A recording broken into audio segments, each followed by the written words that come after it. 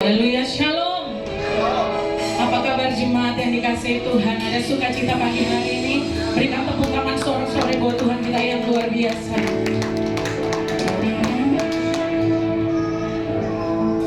Mari bersama-sama kita mengucap syukur dalam hadirat Tuhan, Bapak Ibu Saudara. Kalau hari ini setiap kita boleh masuk di dalam bulan yang baru, itu karena Tuhan sudah begitu baik bagi saya dan saudara, amin. Dia sudah menyertai Bapak Ibu Saudara, sudah menyertai kita semua. Bukan karena kuat hebat kita, itu semua karena anugerah Tuhan. Keselamatan, darahnya dicurahkan bagi saya dan saudara, karena Tuhan Yesus mengasihi kita, amin. Biarlah Kau hadir di tengah-tengah kami Tuhan, melawan kami dengan kuasa Roh Kudus. Terima kasih Bapa, terima kasih Tuhan. Kami siap buka hati kami di hadapan-Mu pagi hari ini Tuhan.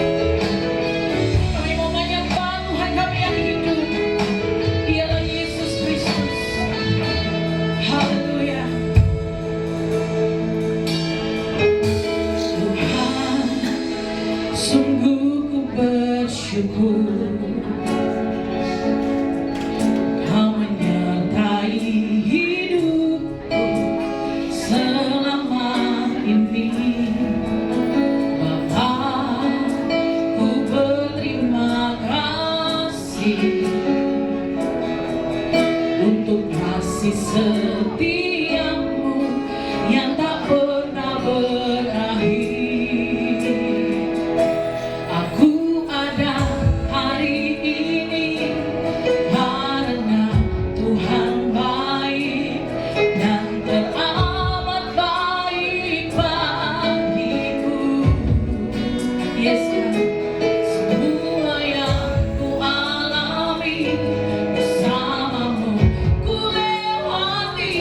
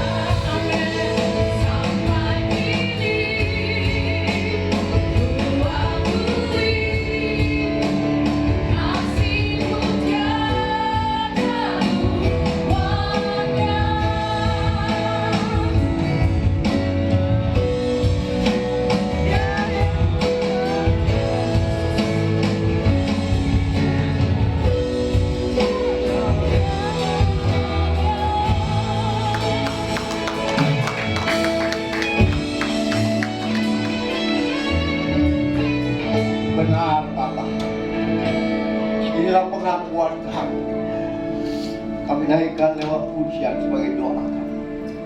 Bahwa kasih-Mu Tuhan tiada duanya di dunia ini juga. Begitu Engkau mengasihi kami, hingga Engkau datang menebus kami.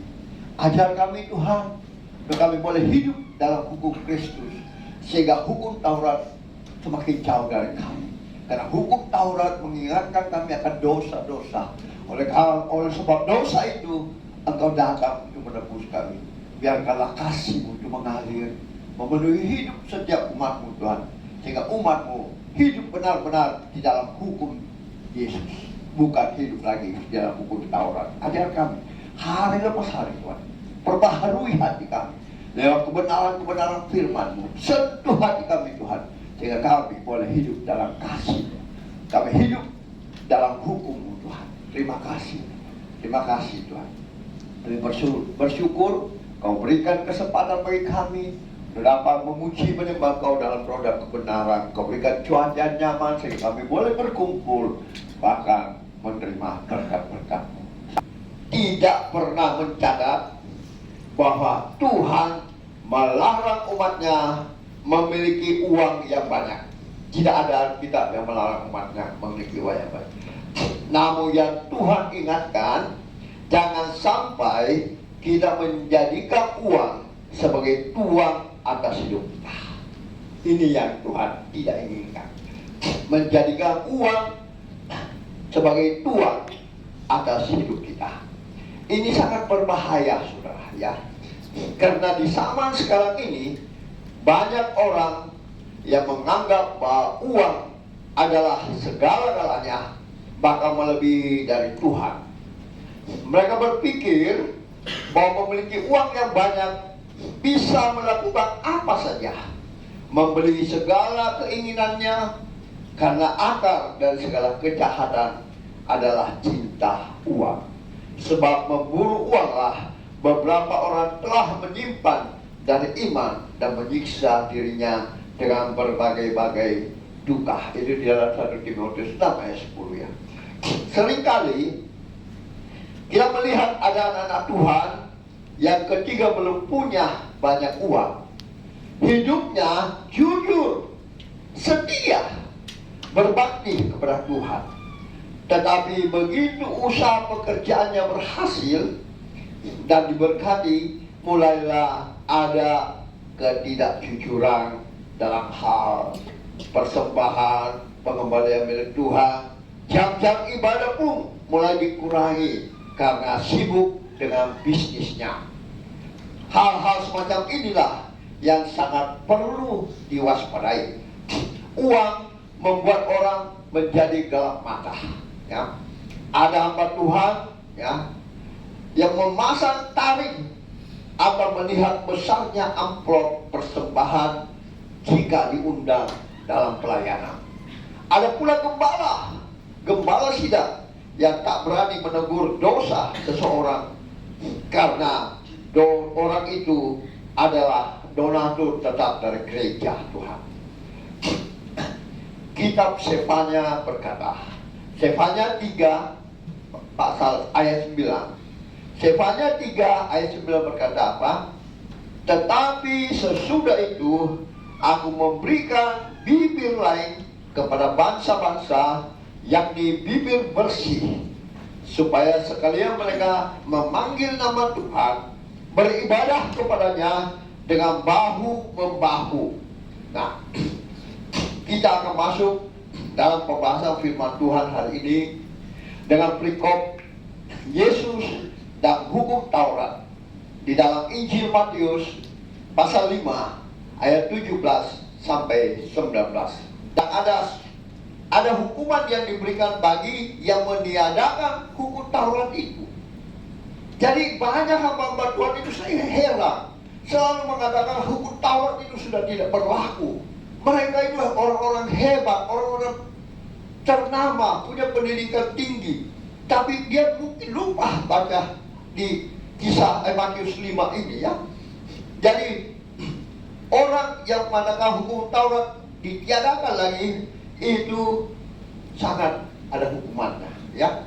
Ayat 19 berkata, barang siapa meniadakan salah satu perintah hukum Taurat sekalipun yang paling kecil dan mengajarkannya demikian kepada orang lain, ia akan menduduki tempat yang paling rendah di dalam kerajaan surga.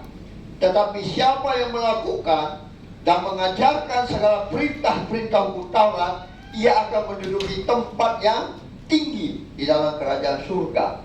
Berarti saudara, perintah-perintah hukum Taurat itu masih berlaku.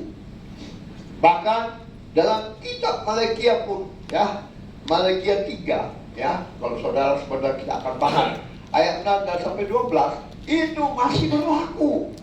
Ya, jadi orang yang meniadakan hukum Taurat, kata firman Tuhan, satu iota pun atau satu titik pun, maka dia akan duduk di tempat yang paling rendah di dalam kerajaan surga. Kenapa? Ini yang banyak mungkin orang nggak mengerti. Ya, gembala-gembala sidang, sinode yang hebat-hebat. Kenapa? Penyebabnya nanti kita akan bahas sebentar. Kenapa? Ya, bagi gereja-gereja yang banyak uangnya, ya, mereka memberi upah kepada pendeta-pendetanya. Demikian juga pendeta-pendeta atau gembala-gembala yang masih punya usaha mungkin tidak menjadi soal. Ya. Kemungkinan juga bagi umat-umat yang kikir, yang memang sengaja senang kalau dikatakan hukum Taurat itu tidak berlaku, dia senang sekali. Tapi setelah kita membaca baik-baik tadi di ayat 17 sampai 19, itu barang siapa meniadakan satu iota atau satu perintah hukum Taurat tidak berlaku, maka dia akan menduduki tempat yang terendah di dalam kerajaan surga. Itu janji firman Tuhan. Berarti secara logika hukum Taurat itu masih berlaku. Kenapa? Nanti kita bahas sebentar. Ya. Bagi gereja-gereja yang banyak uangnya, mereka memberi upah. Karena saya juga pernah dipanggil sama salah satu sinode gereja, ya kan? Bukan dari karismatik. Ya, secara khusus karismatik atau GPI itu adalah gereja otonom, ya kan? Ya. Tapi gereja yang lain, dominasi yang lain, saya pernah dipanggil beberapa tahun lalu. Bahkan saya komunikasikan dengan dia punya gembala sidang senior dari Jakarta. Dia mengajak saya untuk pindah ke gerejanya dengan upah berapa? 3,5 juta satu bulan. Kalau Bapak lama lagi pelayanan, nanti naik lagi Pak, sampai 5 juta. Tapi dengan syarat, Bapak harus dibaptis kembali lagi. Ya, saya tanya, kok harus dibaptis lagi? Walaupun saya sudah dipenuhi roh, ya. Ini gereja-gereja yang punya pendirian tersendiri, ya Pak.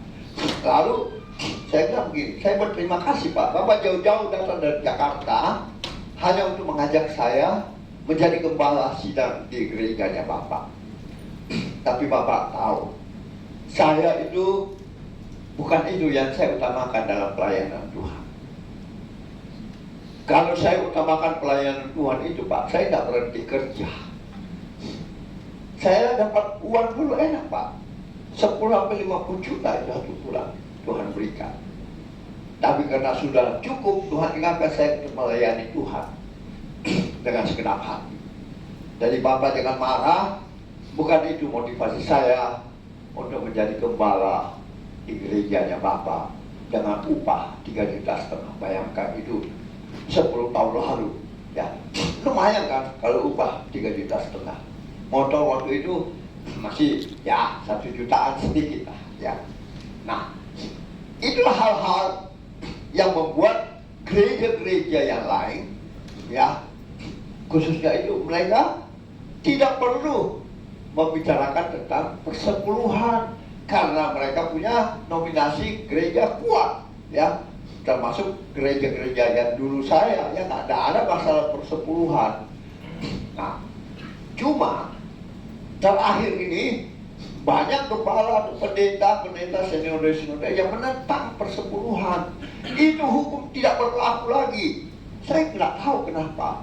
Ya mungkin karena ini mereka itu punya uang banyak, ya mereka membiayai pendetanya, gembalanya, dan juga ada gembala-gembala sidang atau pendeta yang punya usaha.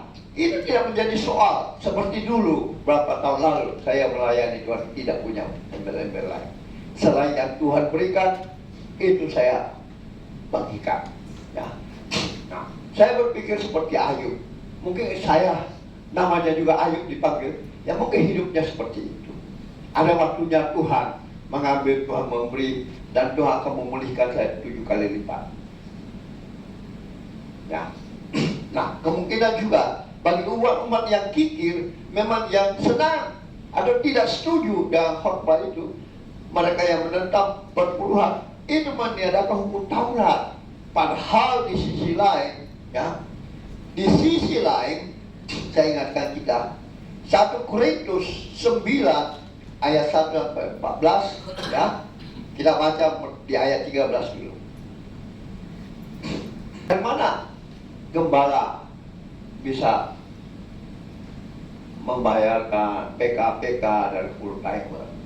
Padahal ayat 13 berkata, tidak tahukah kamu bahwa mereka yang melayani dalam tempat kudus mendapat penghidupan dari tempat kudus itu, dan bahwa mereka yang melayani mesbah mendapat bagian dari mesbah itu. Ayat 14, demikian pula Tuhan telah menetapkan bahwa mereka yang memberitakan Injil harus hidup dari pemberitaan Injil. Pertanyaannya, dari manakah uangnya?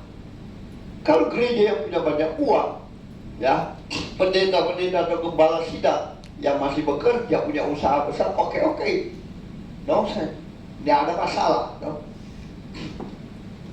Nah, dari mana? Pertanyaannya itu dari mana? Kasihan kan? Kalau mereka juga mau hidup, ya. Makanya dari dulu itu, sejak saya buka gereja, saya kasihan karena terutama banyak melayani Tuhan itu anak STT Jeffrey, pegawai-pegawai yang kecil-kecilan, rendahan, kasihan. Maka saya berikan PK sama mereka, bukan untuk apa? Untuk mereka punya transportasi, ya, datang ke gereja, ya, bisa mungkin membiayai mereka makan sehari, 2 hari. Itu tanggung jawab saya dulu, ya enggak? Karena masih bagus lah dulu, ya. Nah, jadi mereka mendapat bagian dari mesbah itu, kata firman Tuhan. Ya. Terus siapa yang mau berikan uang itu? Ya, kalau sudah full timer semua, ya enggak? Siapa lagi yang mau berikan uang? Dari mana uang itu didapatkan? Nah, makanya itu kita baca di Malaikat 3 ayat 10. Apa kata firman Tuhan? Malaikat 3 ayat 10. Malaikat 3 ayat 10 berkata apa? Bawalah seluruh persembahan persepuluhanmu itu ke dalam rumah perbendaharaan, supaya ada persediaan makanan di rumahku, dan seterusnya. Ujilah aku, apakah aku tidak akan membukakan kau tingkap-tingkap langit dan mencurahkan berkatku sampai engkau berkelimpahan, dan mengusir belalang-belalang pelahap agar hasil tanahmu tidak dihabisi, sehingga kamu disebut orang yang berbahagia di bumi ini. Berarti persembahan persepuluhan itu sangat masih berlaku, ya. Kenapa? Untuk siapa? Uang itulah yang diberikan PKPK, ya kan? Untuk perkembangan gereja, ya. Dan yang kedua, yang terpenting untuk bagi yang mengembalikan milik Tuhan, supaya mereka bisa menerima janji-janji Tuhan, ya. Kalau tidak, apa kata firman Tuhan sebelumnya? Engkau sudah mendustai, menipu, ya. Kalau saudara baca di Malaikat 3, Malaikat, ya. Itu apa kata firman Tuhan? Dan kamu, Bani Yakub, tidak akan lenyap. Sejak zaman nenek moyangmu, kamu telah menyimpan dari ketetapanku dan tidak memeliharanya. Kembalilah kepadaku, maka aku akan kembali kepadamu, firman Tuhan semesta. Tetapi kamu berkata, dengan cara bagaimanakah kami harus kembali? Bolehkah manusia menipu Allah? Ya. Namun kamu menipu aku. Tetapi kamu berkata, dengan cara bagaimanakah kami menipu engkau mengenai persembahan, persepuluhan, dan persembahan khusus. Kamu telah kena kutuk, tetapi kamu masih menipu aku. Ya, kamu seluruh bangsa. Nah, kalau dari pembacaan kita tadi, bahwa hukum Taurat itu tidak dihapus oleh Allah. Kenapa? Karena dari hukum Taurat itu kita mengenal dosa. Ya. Kita diingatkan ke dosa. Jangan berbuat cabul. Jangan mengingini istri sesama, jangan membunuh, dan segala-galanya. 10 perintah Tuhan itu. Dari hukum Taurat itu mengingatkan kita dosa-dosa yang kita perbuat. Maka hukum Kristus itu datang itu untuk lebih menyempurnakan. Dia tidak meniadakan, tetapi dia menyempurnakan. Apakah kita sudah hidup dalam hukum Kristus? Apakah, makanya baru-baru itu ada anak muda yang dipakai Tuhan luar biasa, Elia namanya. Dia tidak berani mengatakan bahwa perpuluhan, dia bilang perpuluhan oke, tidak berlaku karena firman Tuhan. Siapa bilang, coba baca baik-baik. Dia bilang tidak dilarang memberi persepuluhan. Bahkan kalau perlu hukum perjanjian baru memberi 30%, 50% sampai 100%. Saya bilang bayangkan 10% saja kamu tidak berani beri. Itu miliknya Tuhan. Apalagi kalau kamu mau beri 30-50%. Cari tamat kau, Elia. Ya kan? 10% saja kemudian ditiadakan. Siapa yang mengatakan ditiadakan? Tadi kita sudah baca kan di dalam Matius 5 ayat 17-19. Barang siapa yang meniadakan, maka dia akan duduk di tempat yang paling rendah. Mereka tidak baca sampai di sini. Mereka hanya mengatakan bahwa Yesus datang untuk meniadakan hukum Taurat. Tidak. Yesus sendiri tidak meniadakan. Karena dari hukum Taurat itu kita tahu kita melanggar. Maka kita harus masuk ke dalam hukum perjanjian Allah. Hukum Yesus kasih karunia. Dia bilang, dulu apa? Saya kasih tahu dia. Dulu orang berbuat zina, melakukan, baru berbuat zina. Ya. Tapi Yesus datang menggenapi firman Tuhan itu, bahwa barang siapa menginginkan, melihat dan menginginkan, itu dia sudah berzina dalam hati. Lebih keras lagi, enggak? Siapa yang mengatakan itu hukum Taurat tidak berlaku? Itu pendeta yang keliru, ya enggak? Mungkin mereka punya gembala, banyak uang, gereja banyak uang, ya enggak? Tidak perlu itu, ya.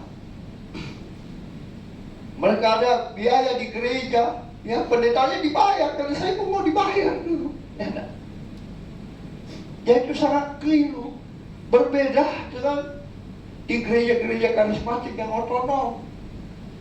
Terus dari mana uangnya? Nah, perjanjian lama itu, hukum Taurat itu di Malaikat itu berlaku, ya enggak? Ya. Karena kalau kita tidak melakukan, mengembalikan perpuluhan, Tuhan bilang engkau menipu aku.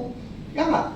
Nah disitulah dibilang, bawalah seluruh persembahan persepuluhanmu ke dalam rumah perbendaharaan, supaya ada persediaan makanan di rumahku, dan ujilah aku firman Tuhan semesta alam, apakah aku tidak akan membukakan kau tingkap-tingkap langit dan mencurahkan berkatku sampai kau berkelimpahan. Aku akan menghadrik bagimu belalang pelahap, supaya jangan dihabisi hasil tanammu, supaya jangan pohon anggurmu di padang tidak berbuah bagimu, firman Tuhan semesta alam. Itu janji Tuhan. Nah, kalau kita sudah meniadakan itu, berarti kita hidup dalam apa? Dosa, ya kan? Padahal kita mau dalam hukum kasih karunia Tuhan. Dia sudah mengampuni kita, tapi lebih berbahaya lagi. Bukan 10%, 30, 50, 100% pun itu miliknya Tuhan, ya kan? Beranikah kita memberi 100%, memberi seluruh hidup kita, memberi seluruh harta kita? Omong kosong, ya kan? 10% saja miliknya Tuhan, yang Tuhan janjikan, dan Tuhan mengatakan kita menipu dia. Kita tidak berani mengembalikan miliknya. Nggak mungkin tidak berani memberi 100%, 30% omong kosong.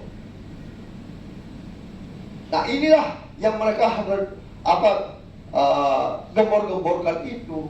Padahal mereka keliru. Karena gereja mereka banyak duit, ya nak? Persembahan jemaatnya banyak duit, ada donaturnya mungkin. Sama itu bohongnya, ya nak? Tapi beranikah dia melakukan bahwa meniadakan hukum Taurat? Yesusnya, aku tidak pernah meniadakan, tapi aku datang menggenapi. Jadi kalau hukum Taurat itu mengajar kita untuk tahu dosa, jangan kita lakukan kalau kita mau masuk ke dalam hukum Kristus. Kalau kita berlakukan hukum Taurat, maka kita tahu bahwa itu dosa. Bagaimana kita mau masuk dalam hukum Kristus? Yesus kan datang sebagai penebus, ya tak? Karena dia mengasihi kita. Nah, kalau kita sudah hidup dalam hukum Kristus, maka jangan lagi melakukan pelanggaran-pelanggaran itu, karena hukum Taurat itu mengingatkan kita akan dosa. Ya tak? Jadi tidak meniadakan. Tuhan bilang sampai langit dan bumi ini lenyap, baru tidak berlaku itu hukum Taurat. Nah, hukum Taurat ini langit dan bumi belum lenyap, ya kan? Berarti masih berlaku kan? Jangan kita dibodoh-bodohi, ya. Jangan kita dibodoh-bodohi dengan firman Tuhan. Oh yuk, kebetulan lagi, ya kita senang untuk tidak mau membayar, mengembalikan milik Tuhan. Kita anggap itu yuk, cocok memang hukum Taurat itu. Siapa bilang? Makanya saya bicara sama Elia. Siapa yang bilang? Coba buktikan. Dia baca di ayat 1, di ayat 17 saja. Jangan kamu menyangka. Dia tidak berani baca. Makanya dia bilang, biar 30%, 50%, 100%. 10% aja nggak berani mengembalikan milik Tuhan. Mana mungkin bisa memberikan kepada Tuhan 100%? Tak mungkin. Masuk akal tak? Secara logika. Ya tak? Jadi jangan Anda mengajar yang begitu, itu keliru Anda. Baca selanjutnya. Anda duduk di mana nanti?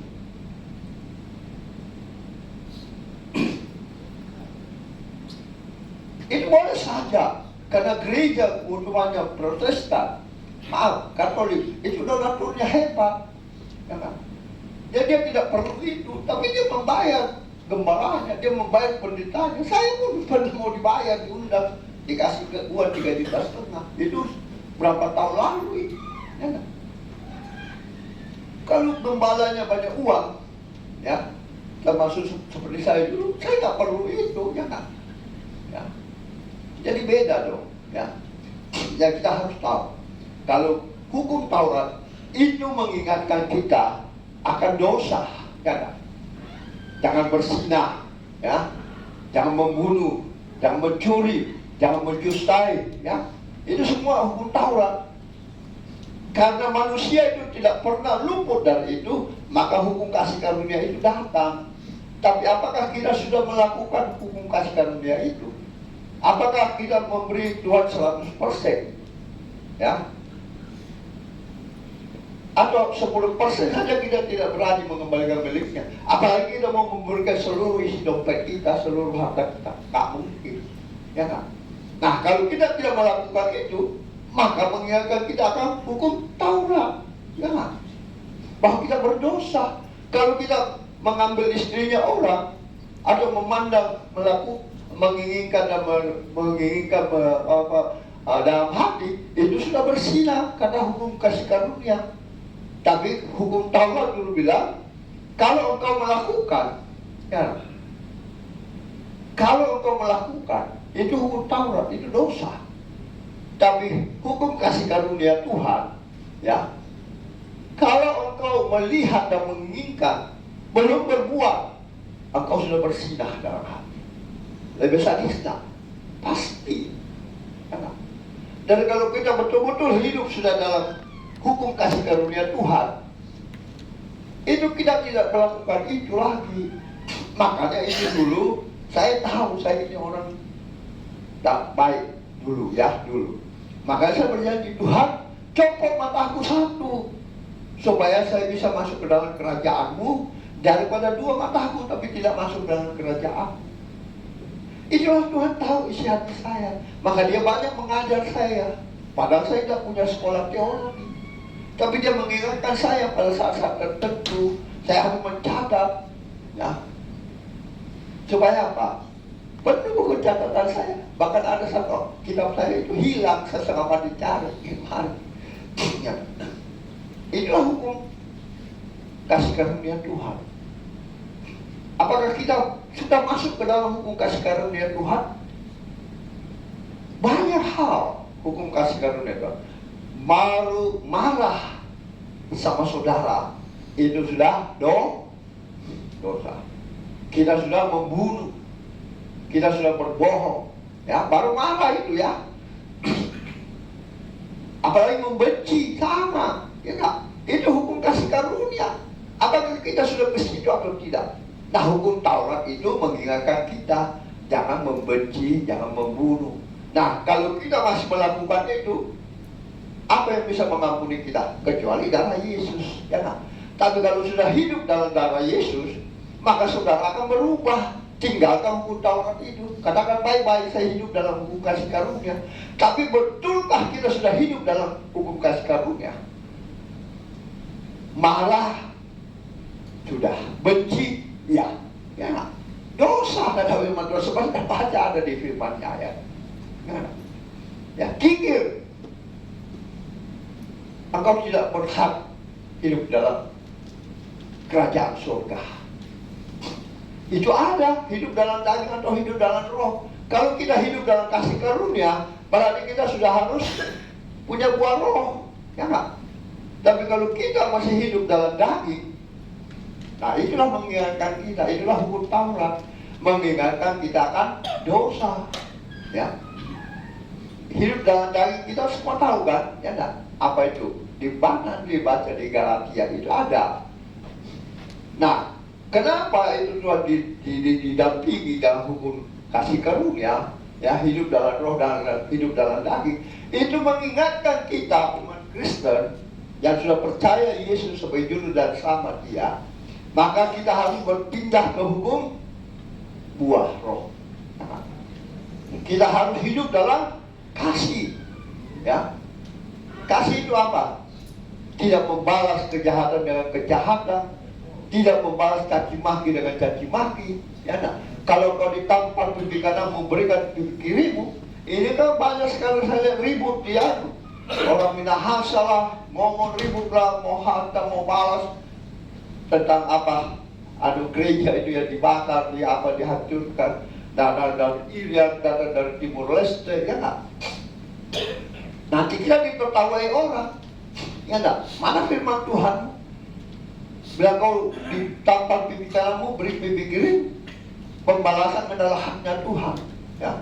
Kau tidak bisa menghakimi orang.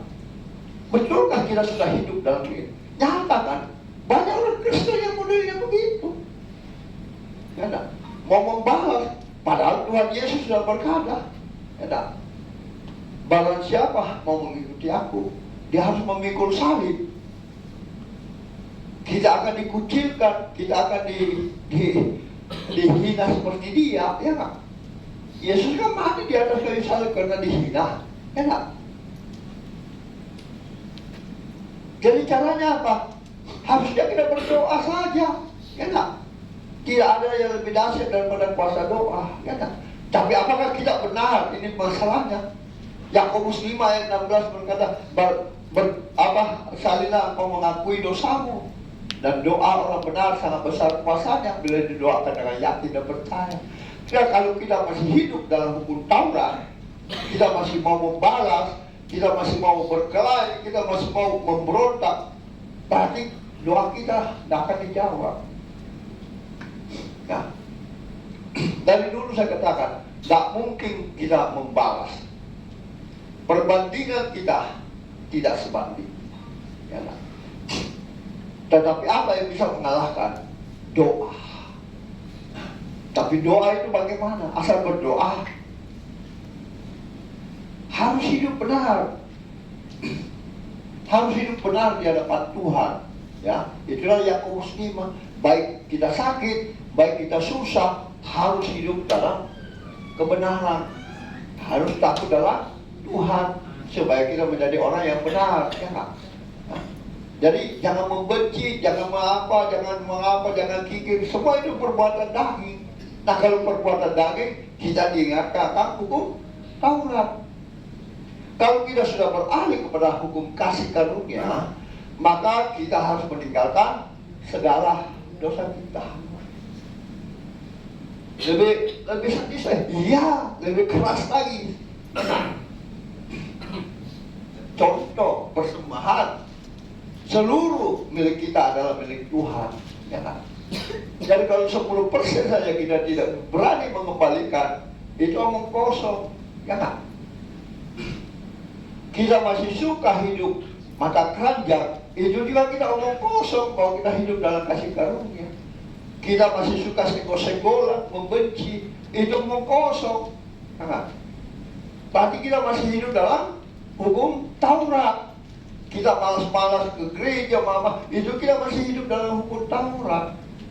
Makanya kita diingatkan oleh hukum kasih karunia, ya, kita harus berubah, harus hidup dalam pimpinan roh, jangan hidup dalam daging. Karena orang yang hidup dalam daging tidak akan masuk ke dalam kerajaan surga. Itulah yang diingatkan kita, itulah hukum Taurat, ya nak. Dari hukum Taurat kita mengenal dosa. Kalau tidak ada 10 firman Tuhan, bagaimana kita tahu itu dosa? Tak tahu kan? Ya. Kalau tidak ada hukum Taurat, bagaimana kita tahu berdosa? Ya.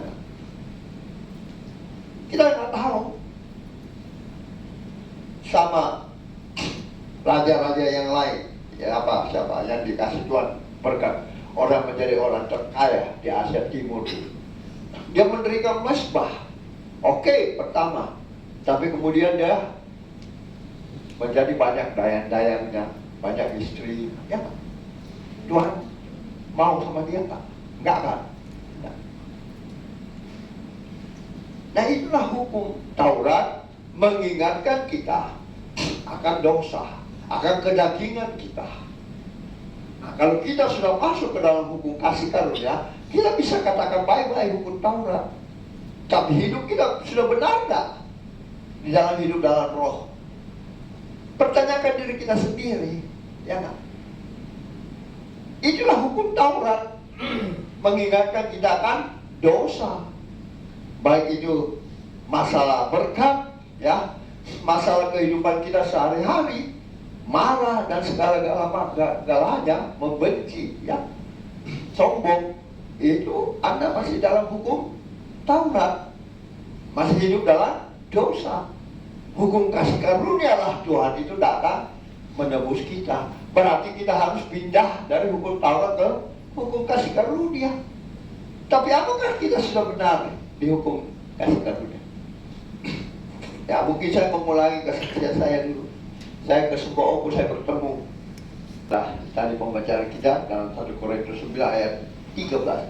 Tidak tahukah kamu bahwa mereka yang melayani di tempat kudus mendapat penghidupan dari tempat kudus, dan bahwa mereka yang melayani di mesbah mendapat bagian dari mesbah itu. Demikian pula Tuhan telah menetapkan bahwa mereka yang memberitakan Injil harus hidup dari pemberitaan Injil. Pertanyaannya, dari manakah dana itu? Berarti Malaikat 10 masih, Malaikat 3 ayat 10 masih berlaku. Nah, itulah hukum Taurat. Itulah yang mengingatkan kita untuk melakukan itu, sehingga kita tidak disebut bahwa kita manusia menimpa Allah. Kita bisa percaya bahwa Allah dahsyat, bisa memberkati kita sampai berkelimpahan, bahkan menjauhkan kita dari segala sakit penyakit, segala mara bahaya. Itulah hukum Taurat mengingatkan kita supaya kita melakukan pindah ke kasih karunia, ya kan? Kalau kita tidak melakukan itu, kita melakukan perpuluhan bukan perpuluhan, itu namanya kita masih menipu, ya kan? Apalagi kalau kita tidak melakukan, kita meniadakan. Wah, Tuhan bilang Yesus sendiri, 1 iota saja atau 1 titik orang meniadakan hukum Taurat, dia tidak layak duduk di tempat yang tertinggi. Maka dialah Elia itu. Kenapa? Karena dia terlalu banyak. Ternyata dia dikasih anugerah. Ternyata ada gurunya. Dia belajar dari seorang pendeta juga. Ya, nah itulah kita harus belajar, ya. Dari kalau ada gereja atau pendeta gembala yang masih cari uang dalam usaha mereka, itu berlaku dalam 1 Korintus 9 ayat 15 sampai 18. Coba buka 1 Korintus 9 ayat 15 sampai 18. Roma 7 ayat 14 berkata apa? Dosa kita, ya, untuk membawa kita kepada hukum kasih karunia. Ya, kalau tidak ada hukum Taurat, ya, yang menghukum orang, tidak perlu ada penebusan. Betul nggak? Dulu kan setiap tahun orang sembelih domba, ya enggak? Cek di muka pintunya supaya kalau ada malaikat lewat, oh ini orang sudah memberi pengampunan, ya enggak? Tapi karena itu tidak mungkin dilakukan oleh begitu banyak manusia, maka Yesus itu datang sebagai domba sembelihan untuk sekali dan selama-lamanya. Jadi hukum Taurat itu menghukum orang, tidak perlu ada penebusan. Kalau kita memerlukan penebusan, karena itu Yesus datang, enggak, memberikan kita hukum kasih karunia. Jadi hukum Taurat itu mengingatkan kita akan dosa, ya. Bersinah, membunuh, membenci, enak, ya. Mengambil istri orang, menginginkan istri orang, itu hukum kasih karunia lebih dahsyat lagi, ya. Baru melihat dan menginginkan, kata firman Tuhan, engkau sudah bersinah. Kalau engkau membenci saudaramu, engkau begini, engkau adalah pendusta, pembunuh. Wah, tadi. Jadi jangan lagi hari ini, ya. Kalau kita ini semua mau beralih ke hukum kasih karunia, yang membenci saudaranya hari ini, ampuni dia. Ya, yang tidak melakukan semua hukum Taurat itu persekutuan mengembalikan milik Tuhan, aku minta ampun supaya kau akan beralih kepada janji-janji firman Tuhan. Ya. Yang tidak suka melakukan segala-galanya, minta ampun dosa. Yang suka membalas kejahatan dan kejahatan, bertobat. Yang sudah keluar dari mulut bibir hamba-Mu yang Kau pakai sebagai alat, sehingga benih firman itu tidak kembali dengan sia-sia, tapi jatuh di tanah hati yang bertumbuh berakar menjadi buah yang lebat. Terima kasih Tuhan. Hamba-Mu percaya pagi siang hari tidak ada satupun umat-Mu yang Kau lewati.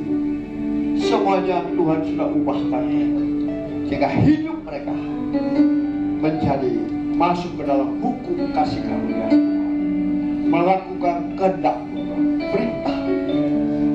Mereka boleh meninggalkan segala hukum-hukum dosa, yang lemah dikuatkan, terbelenggu dilepaskan, susah dibuka, sakit disembuhkan, lalai diingatkan.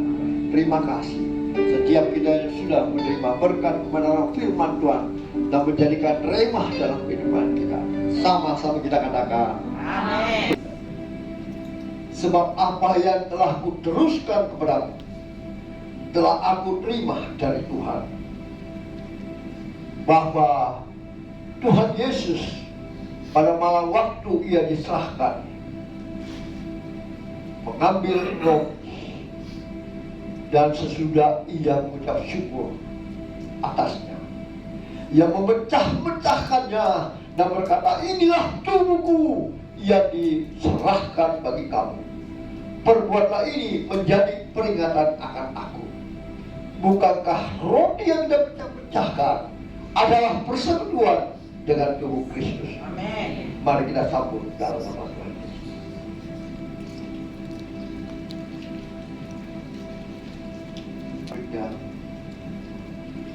Mari kekasih Tuhan dan dikasih Tuhan, kita mengangkat darah Kristus lebih tinggi dari kepala kita. Dan firman Tuhan mengingatkan kita, demikian juga yang mengambil cawan sesudah makan, lalu berkata, cawan ini adalah perjanjian baru yang dimateraikan oleh darahku. Perbuatlah ini setiap kali kamu meminumnya menjadi peringatan akan aku. Bukankah cawan pengucapan syukur yang atasnya kita ucapkan syukur adalah persekutuan dengan darah Kristus? Mari kita sambut dalam nama Tuhan Yesus.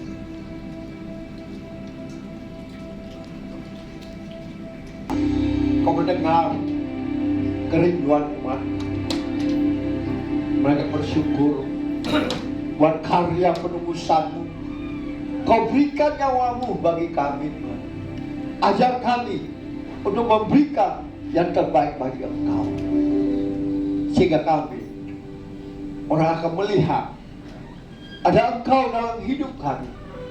Karena kami adalah Injil yang terbuka, yang dapat dilihat banyak orang, agar kami boleh menjadi saksi-Mu, Tuhan, sampai seluruh Yerusalem, Yudea, Samaria, bahkan ke ujung bumi, menyaksikan kebesaran dan kasih-Mu, kuasa-Mu, Tuhan, sehingga kedatangan-Mu kedua kali dipercepat untuk menjemput kami. Tuhan, biarlah lebih lagi menjamah setiap umat, sehingga mereka tahu bahwa hukum Taurat itu mengingatkan kita akan dosa-dosa yang kita lakukan.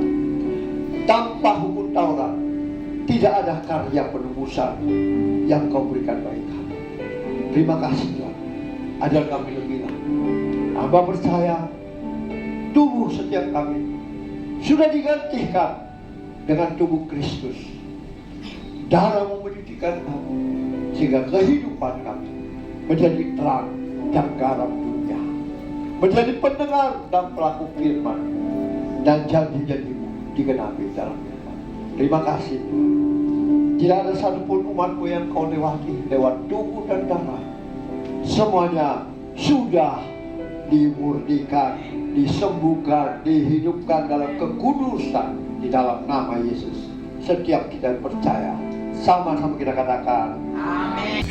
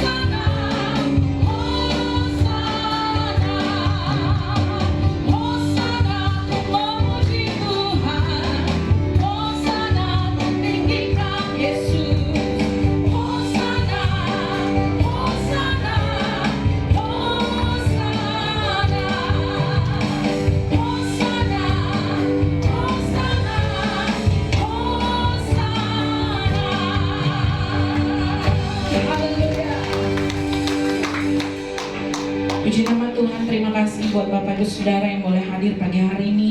Tuhan Yesus memberkati. Dan buat pelayanan hambanya Bapak Gembala, Bapak Pendeta Franz Joseph, terima kasih boleh menyampaikan kebenaran firman Tuhan pagi hari ini. Tuhan Yesus memberkati. Kita akan mendengarkan beberapa pengumuman Bapak Ibu Saudara. Hari Jumat ada menara doa khusus bagi para pelayan Tuhan, bagian profetik, baik itu singers, WL, pemain musik, tamborin, multimedia, asyir, kolektan, guru sekolah minggu, bahkan mungkin pendok syafaat boleh hadir dalam menara doa hari Jumat ini jam 7 sampai selesai. Jadi Jumat ini menara doa khusus buat para pelayan-pelayan Tuhan bagian profetik. Baik, kemudian minggu depan kita akan kembali beribadah bersama-sama di tempat ini dari jam 10 pagi sampai selesai. Kita akan dilayani oleh hambanya Bapak Pendeta David Ladapi. Mari Bapak Ibu Saudara boleh mengajak keluarga, rekan saudara, Bapak Ibu Saudara boleh bersama-sama ibadah di tempat ini. Kemudian bagi yang memiliki anak kecil boleh dibawa ikut serta karena ada ibadah sekolah minggu bagi Bapak Ibu Saudara yang mempunyai anak-anak usia sekolah minggu ya, dari playgroup TK SD. Baik, demikian pengumuman. Kita segala hormat, kemuliaan, pujian, syukur Tuhan, siang hari ini kami bersuka cita di dalam ibadah kami pagi hingga siang ini Tuhan. Kami kembalikan segala hormat, kemuliaan hanya bagi-Mu Tuhan. Berkati kami semua yang hadir, apa yang telah kami dengar oleh kebenaran firman-Mu. Allah Roh Kuduslah yang memberikan kami pemahaman pengertian. Ajarlah kami menjadi pelaku-pelaku firman-Mu, bukan hanya pendengar saja Tuhan. Pakailah kami semua, berkatilah kami dalam kehidupan kami. Di dalam nama Tuhan Yesus. Kami berdoa bagi hamba-Mu, Gembala kami Bapak Pendeta Frans bersama Ibu. Engkaulah yang memberkati, mengurapi. Engkau yang telah menunjuk hamba-Mu ini menjadi gembala kami di tempat ini. Engkau berikan hikmat, marifat Tuhan. Ajar hamba-Mu Tuhan untuk senantiasa taat takut akan Engkau, sehingga berkat Allah Abraham, Allah Ishak, Allah Israel turun atas kami semua, tercurah bagi kami untuk kami nikmati dalam kehidupan kami, dalam berjemaat di dalam nama Tuhan Yesus Kristus. Terima kasih Tuhan, berkati kami semua, pelayan-pelayan-Mu yang mengambil bagian di dalam pelayanan ini, baik WL Singers, pemain musik tamborin, multimedia, penerima tamu, bahkan seluruh jemaat-Mu yang hadir. Engkau berkati di dalam nama Tuhan Yesus Kristus. Terima kasih Tuhan. Kami juga berdoa untuk program-program gereja-Mu. Engkau tolong, Engkau jamah Tuhan. Biarlah segala program gereja-Mu yang kami jalani Tuhan, Engkau campur tangan sehingga berjalan dengan baik dan lancar Tuhan. Terutama juga di dalam ibadah-ibadah kami, baik itu menara doa, baik itu youth, baik itu ibadah raya minggu pagi Tuhan, baik itu kegiatan-kegiatan yang lain, terutama juga Tuhan di dalam rencana perayaan Natal, semuanya Tuhan memberkati sehingga semuanya berjalan dengan baik dan lancar. Semuanya kami kembalikan segala hormat, kemuliaan hanya bagi-Mu Tuhan. Kami juga berdoa ya Tuhan bagi seluruh jemaat-Mu yang telah mengembalikan persembahan-persembahan persepuluhan, persembahan operasional, persembahan diakonia, baik itu Natal atau apapun juga ucapan syukur Tuhan. Engkau berkati seluruh jemaat-Mu Tuhan yang menabur untuk pelayanan, untuk kelebaran kerajaan-Mu Tuhan. Setiap tangan-tangan yang memberi, Tuhan curahkan berkat-Mu melimpah Tuhan dalam usaha pekerjaan bisnis yang dijalani Tuhan. Biarlah semuanya Tuhan, kami boleh menikmati janji-janji-Mu. Terima kasih Tuhan. Kami juga berdoa untuk pemilik Hotel De Maleo ini Tuhan, bersama dengan keluarga, seluruh pegawai karyawan yang ada, juga Tuhan memberkati. Kami serahkan juga Tuhan akan hamba-hamba-Mu, pelayan-pelayan-Mu, pengerja-pengerja-Mu, penginjil-penginjil-Mu dimanapun berada, juga Tuhan memberkati dalam pelayanan mereka sepanjang hari ini, sehingga banyak jiwa-jiwa yang dimenangkan, nama Tuhan ditinggikan, diagungkan, dipermuliakan. Kami juga berdoa Tuhan untuk pemerintahan bangsa kami, dari tingkat pusat sampai pelosok desa, aparat TNI Polri, para medis, dokter, perawat, suster, remaja, dan pekerjaan tugas tanggung jawabnya untuk bangsa dan negara. Mereka benar-benar sungguh-sungguh melakukannya dengan takut akan Engkau, sehingga Indonesia penuh kemuliaan-Mu, Kota Makassar penuh kemuliaan-Mu, bahkan kami semua diberkati di dalam nama Tuhan Yesus. Sebentar kami akan kembali, Tuhan berkati seluruh jemaat-Mu. Apa yang kami telah dengarkan firman-Mu, kami dapat melakukannya, sehingga semuanya nama Tuhan dipermuliakan. Minggu depan kami boleh beribadah lagi dengan tubuh yang kuat, yang sehat, untuk kembalikan kemuliaan bagi nama-Mu. Terima kasih Tuhan. Inilah doa syafaat kami, ucapan syukur kami, dalam nama Tuhan Yesus yang diberkati Tuhan. Sama-sama katakan amin.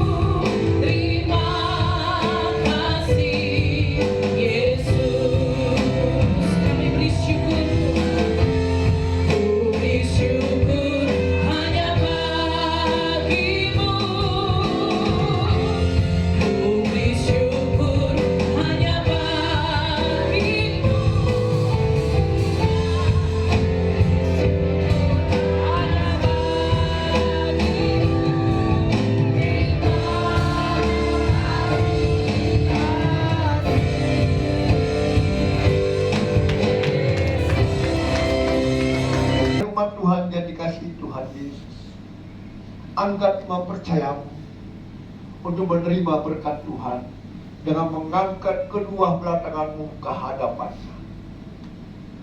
Diberkatilah engkau di kota, diberkatilah engkau di ladang, diberkatilah tempat adonan, diberkatilah buah kandungmu, diberkatilah keluar masukmu, bahkan dibiarkan musuhmu maju berperang melawan, terpukul kalah olehnya.